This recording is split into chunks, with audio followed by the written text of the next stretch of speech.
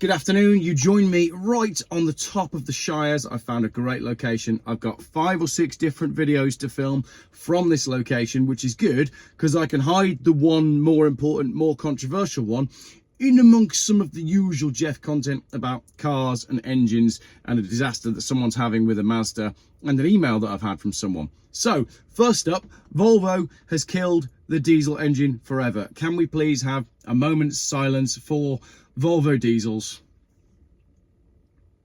Thank you. The XC90 is the last Volvo ever built with a diesel engine.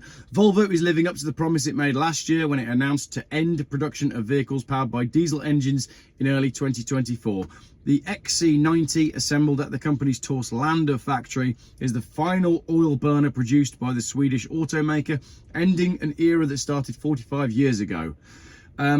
The Geely-owned marque. So, I mean, they are essentially a Chinese-owned brand. Maybe this is the start of shutting down Volvo production completely in Europe and shifting it all over to China. But what do I know? The Geely-owned marque didn't start to keep track of diesel production until 1991. Didn't start to keep track of diesel car production until 1991. Okay, so they didn't count them before then. Seems odd. Since then, it's built more than 9 million vehicles, since the records don't show how many were built from 1979 until 1991. The total number is much higher, considering 12 years are missing. The last of the diesel breed is heading to the World of Volvo Museum in Gothenburg. How's this going to impact commercial vehicles like Volvo's trucks? Because it would concern me if this was to do with trucks as well, because we don't yet have a viable solution for replacing. I mean, we don't. Oh, let's not kid around. We don't actually have a viable mass market solution for replacing petrol and diesel consumer cars, let alone trucks. So it'll be interesting to see how this impacts Volvo trucks. The diesel story for Volvo started with the 244 GL D6. It didn't have a Volvo engine. It was a naturally aspirated 6-cylinder unit borrowed from Volkswagen and Audi. It wasn't until 2001 that Volvo introduced a diesel engine, its own 5-cylinder mill-assembled in-house at the factory in Skövde. I've probably said that wrong. That was the D5 engine, which first arrived in the V70. Prior to the D5 engine, as it says, Volvo borrowed Volkswagen Audi group engines in either 6 or 5-cylinder form. So the 244 used the DL6, GL used the D6, but my 850 TDI and the V70 TDI Classic pre-2001 uses a 5-cylinder Volkswagen Audi Group TDI engine. It's actually a Volkswagen power plant in my personal Volvo that I still haven't retrieved from the farm. In 2017, Volvo announced plans to end development of diesel engines. Last month, the final vehicle with a diesel engine, which was a V60, was built in Ghent, Belgium. Now, the diesel engine is completely gone from the lineup. It is pretty sad, actually. The next step is to end the production of vehicles powered by combustion engines altogether. Although other luxury brands such as Mercedes and Bentley have pushed back their overly ambitious EV targets, Volvo is sticking by its plan to go completely electric by the end of the decade. So we've seen that Volvo were pretty early on adopting the sort of anti-petrol and diesel agenda, and it seems that they're carrying it through right here. Europe is the last bastion of diesel cars, but demand has been shrinking in the aftermath of Volkswagen Group's messy emissions cheating scandal.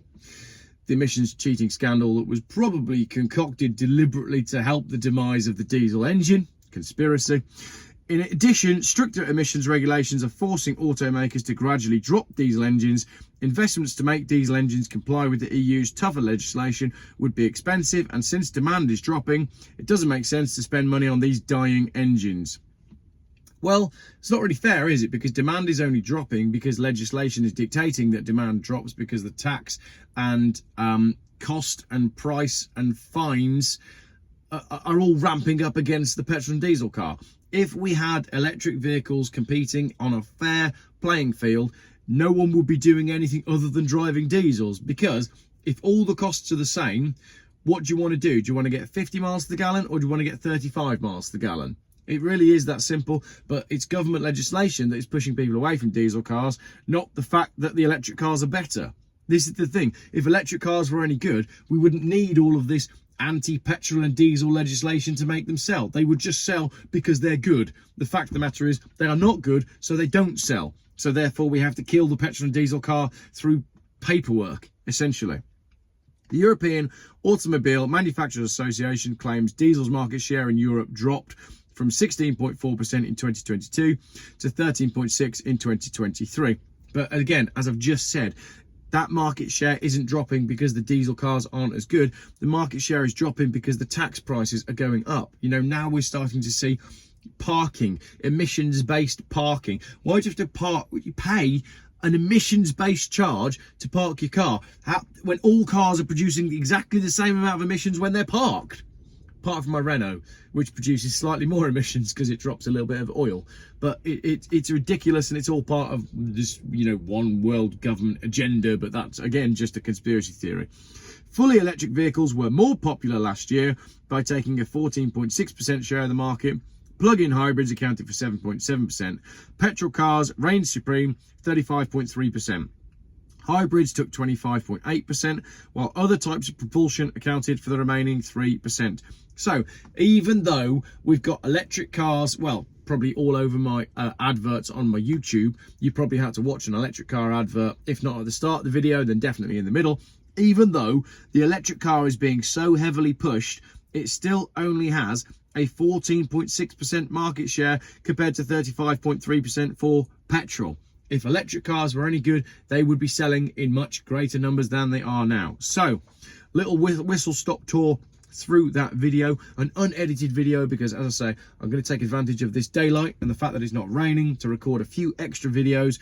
Next up, I'm going to go through a letter that's been written to me. Hi Geoff, I'd like some advice on buying a Swedish car for a road trip. And it sort of feeds into this video quite nicely. So what do you think? I think it's a great shame that diesel has now lost the battle. Petrol will obviously be next.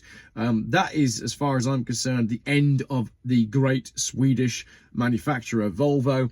However, let's just look at Volvo as themselves. You know, we haven't had a proper Volvo since, in my personal opinion, 2001. I firmly believe that pre-2001 Volvos are superior, and if you watch the video that's coming next, I will explain why. Thank you very much for watching. Great spot to film this, isn't it? I am sort of waiting for, at any moment, the National Trust to come and knock on the window and say, "What do you think you're doing?" Well, the gate was open.